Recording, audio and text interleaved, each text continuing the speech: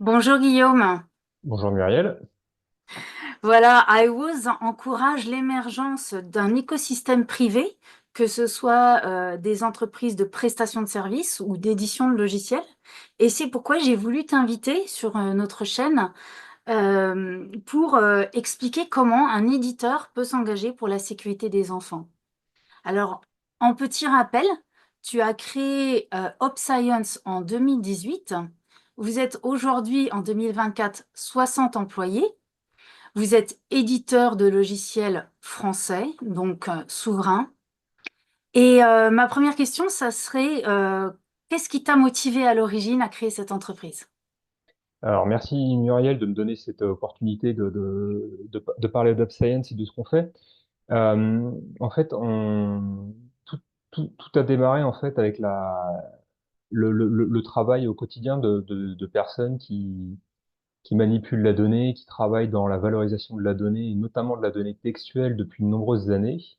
Et en fait, on s'est aperçu qu'il y avait d'énormes besoins côté des agences, ce qu'on appelle en anglais law enforcement agencies, donc tout ce qui est force de l'ordre, les structures qui sont là pour faire respecter la loi, donc aussi bien finance, justice et intérieur. Donc on a vu qu'il y avait des besoins énormes en termes de traitement de données, et donc on a décidé de créer UpScience en 2018 pour remplir en fait cet objectif.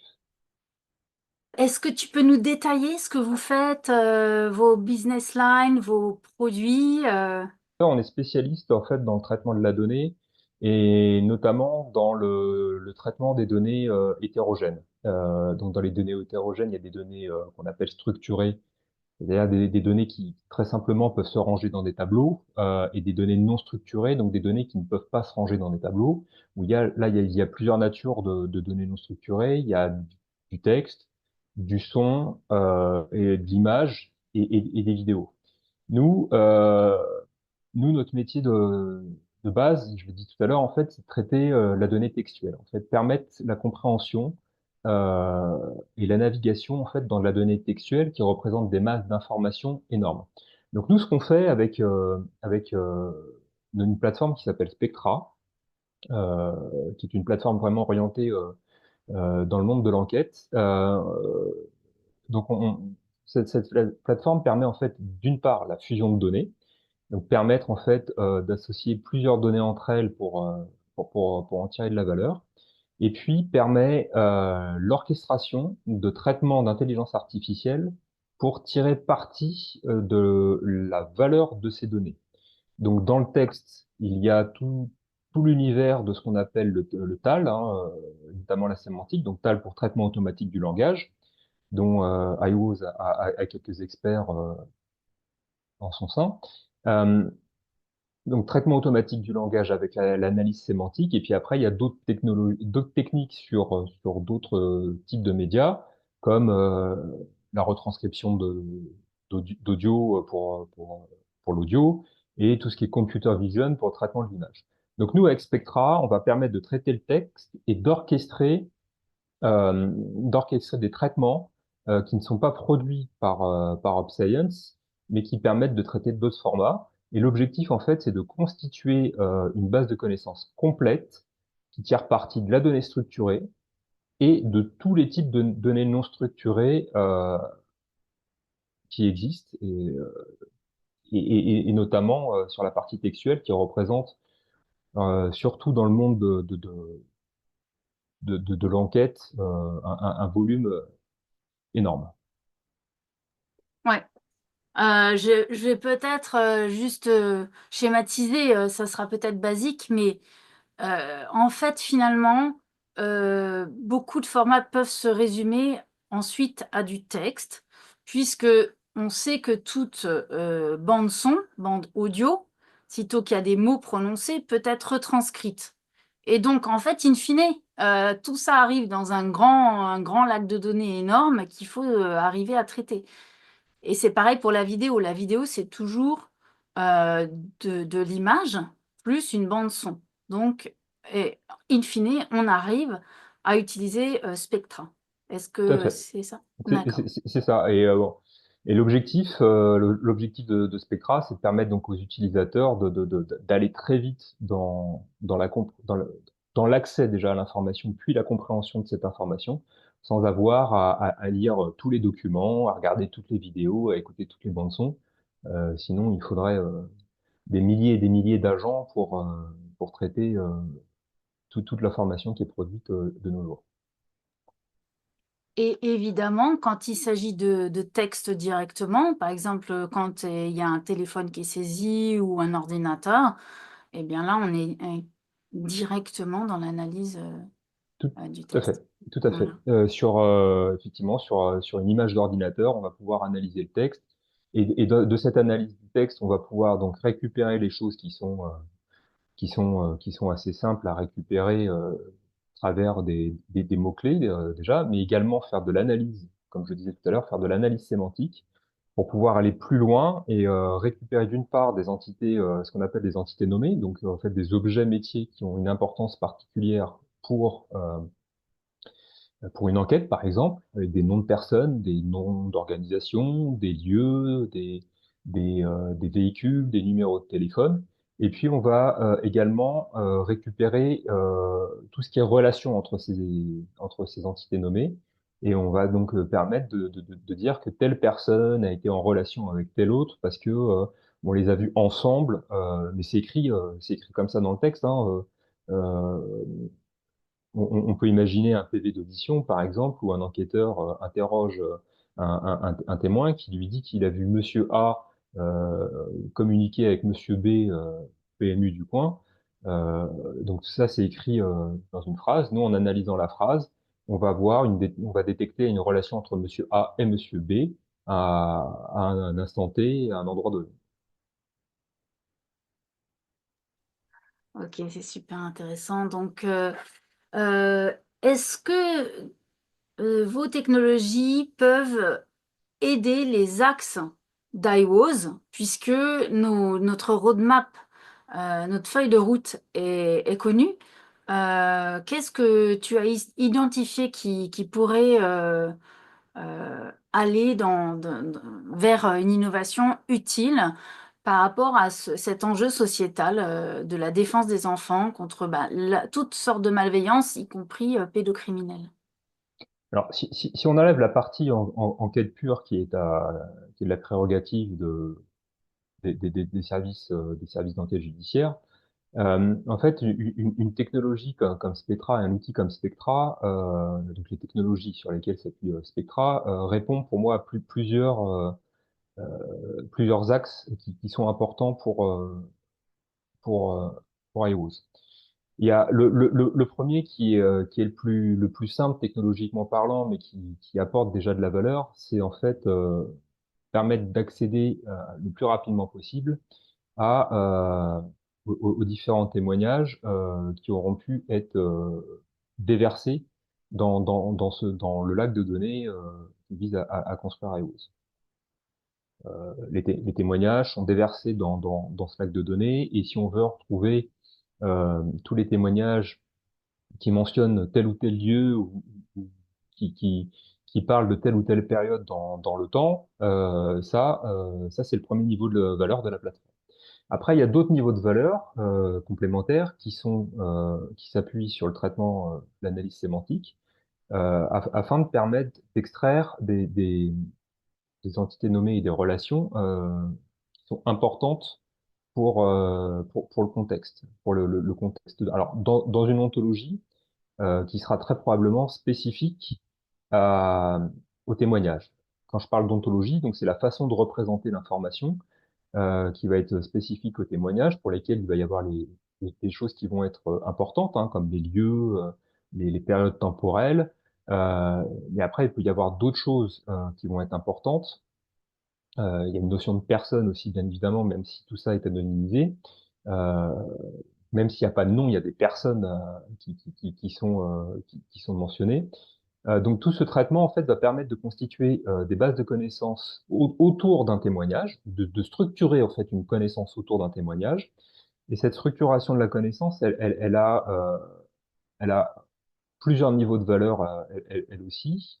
C'est qu'elle permet en fait de comprendre plus rapidement. un témoignage, plutôt que de lire l'ensemble du témoignage. Et malheureusement, je crains qu'il y ait quand même beaucoup de témoignages au final. Donc plutôt que de lire l'ensemble des témoignages, on a rapidement fait une photo en mode connaissance de ce témoignage. Et cette structuration du témoignage va permettre en fait également d'autres traitements d'intelligence artificielle qui vont permettre le rapprochement de témoignages entre eux pour créer alors soit ce qu'on appelle encore en bon français des clusters, mais en fait pour créer des noyaux de témoignages qui sont suffisamment similaires pour que une action complémentaire et peut-être humaine soit menée derrière euh, pour analyser plus finement ces noyaux de témoignages. Ouais, c'est très intéressant. Effectivement, je dirais que la vérification pourrait se faire hors système, dès lors que le système a suffisamment œuvré pour statistiquement arriver vers une potentielle bonne corrélation, et que ensuite ce soit les humains donc qui se rapprochant, évidemment ça serait par des mails anonymes qu'on pourrait les recontacter une fois qu'ils ont donné leur témoignage. Et s'ils ont encore envie à ce moment-là de croiser quelqu'un qui a vécu quelque chose de similaire dans à peu près le même contexte, à ce moment-là, cette vérification serait purement humaine et purement libre en fait. C'est pas la machine, c'est vraiment. Et donc aussi, pour expliquer un peu le lac de données, il y a énormément de garde-fous. C'est pour ça que c'est peut-être un projet qui va prendre 2, 3 ans pour arriver à en jalonner tous les contours et à respecter toutes les contraintes RGPD. Mais en tout cas, grâce à ce taux, que je pense que des victimes qui aiment bien les technologies vont pouvoir un peu voir cette perspective et voir si elles peuvent s'en saisir. Et en matière d'acceptabilité sociétale, je pense qu'on fait un pas important en leur expliquant en fait qu'est-ce qui est là, que iOS n'est que en, je dirais, en background, un peu en concepteur, un peu en tampon pour essayer de voir comment les personnes peuvent réagir par rapport à ces innovations, qu'est-ce qui existe, et ensuite comment avancer de manière très structurée, sachant qu'ensuite, que ce soit du développement, de l'implémentation et de l'opérationnel, bien sûr, ça n'est pas dans les mains d'une association. Et même pas dans les mains des administrateurs, hein. Quand bien même ça serait les forces de l'ordre qui auraient cet outil et ces témoignages, ça serait les administrateurs, eux, vont être aveugles par rapport à la donnée qui sera dedans.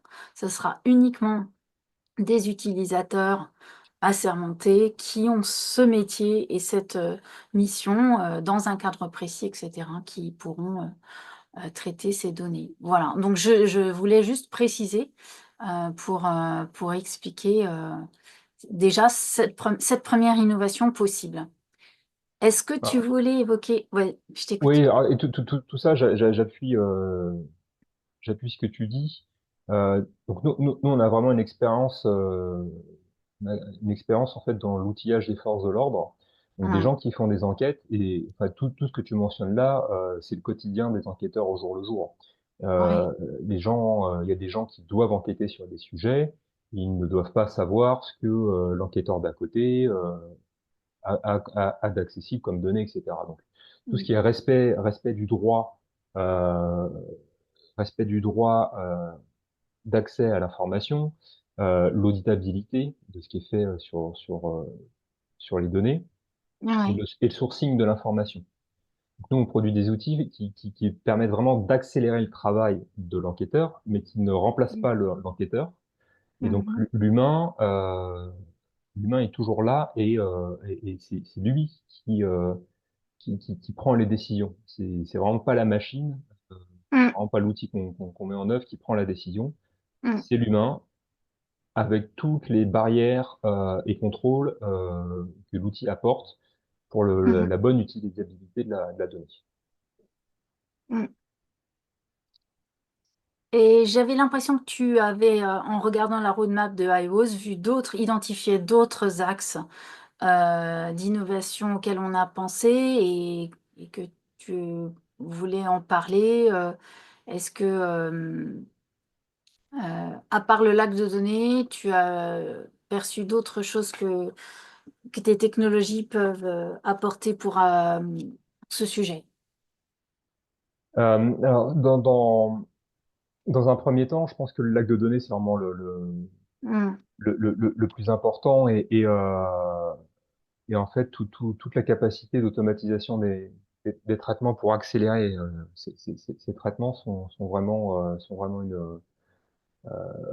l'axe principal. Après, je pense que l'objectif serait de pouvoir étendre les formats de données qui sont accessibles pour la plateforme. Parce que parfois, par exemple, ça peut être plus simple d'enregistrer un témoignage plutôt que de faire écrire le témoignage à la personne en question.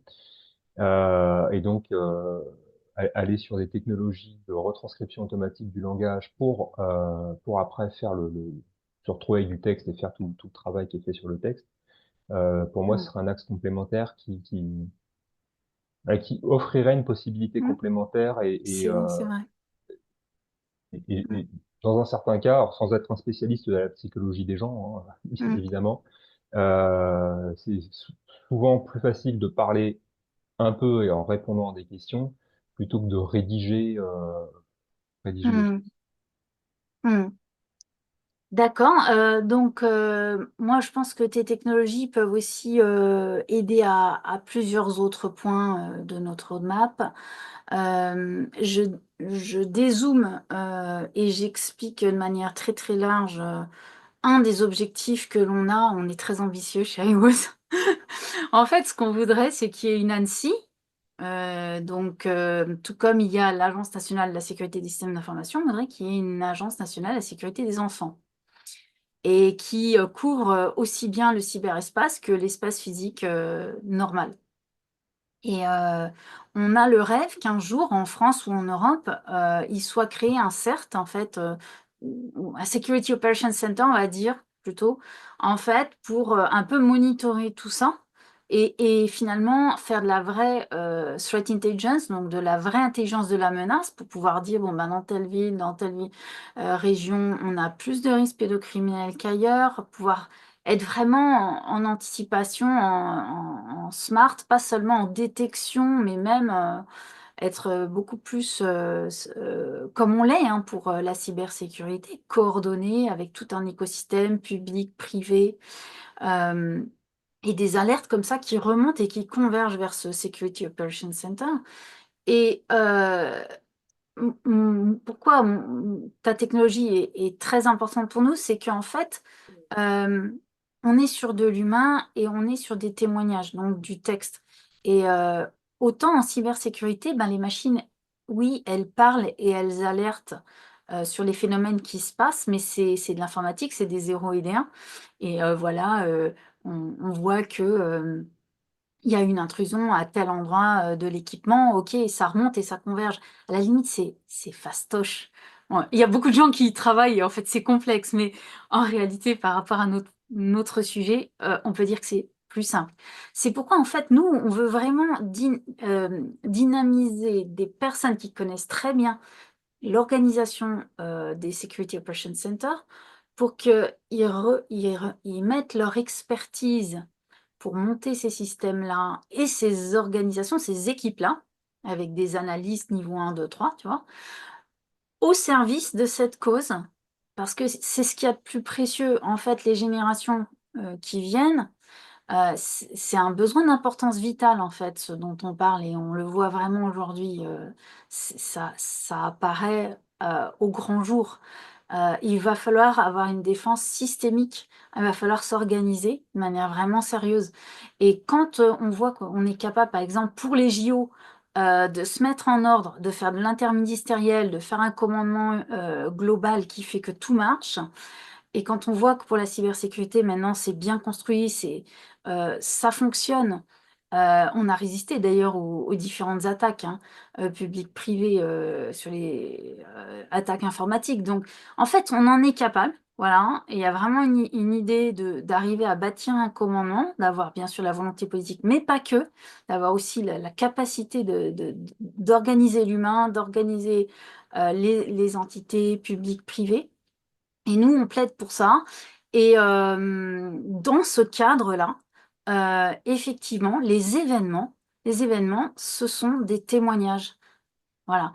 Et, euh, et il ne s'agit pas d'incidents comme des intrusions informatiques, mais des incidents comme des maltraitances ou des intrusions. La pédocriminalité, c'est une intrusion sexuelle et psychique pour l'enfant. Et il faut vraiment, je pense, s'organiser avec des outils modernes.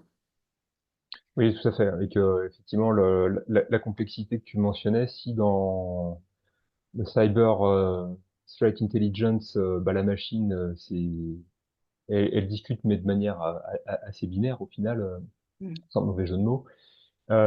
Pour tout ce qui touche à l'humain, on va avoir une pluralité en fait, même au sein d'un même pays, alors si on vise l'Europe, ça va être effectivement, ça augmente le niveau de complexité, mais même au sein d'un même pays, il n'y a pas, si on prend l'exemple de la France, il n'y a pas un Français, pardon, il y a des Français, il y a des façons de s'exprimer qui sont diverses selon les personnes, et effectivement, enfin, pour automatiser le traitement, pour permettre de gérer du volume, il faut des outils qui puissent comprendre en fait toute cette variété de langues françaises et toutes ces variétés de langues européennes. Ouais, Euh, et donc, ce sont effectivement des outils comme les nôtres. excellent. Ben écoute, est-ce que tu as envie de rajouter quelque chose sur tes perspectives euh, quelles sont les prochaines échéances pour vous? Moi, je vous avais croisé sur InCyber Impact, un forum sur la cybersécurité à Lille. N'hésite pas à donner ton actualité si tu as envie. Mais écoute, on sera dans un salon en France organisé par la gendarmerie, qui est le salon Agir, prochainement. Et puis on sera également sur le salon Milipol Qatar la semaine prochaine. Donc c'est le grand salon des Hmm. forces pour les forces de sécurité intérieure, police, gendarmerie, tout ce qui est sécurité civile également, donc localisé au Hmm. Qatar. Ben écoute, vraiment merci beaucoup et à très vite. Merci Muriel.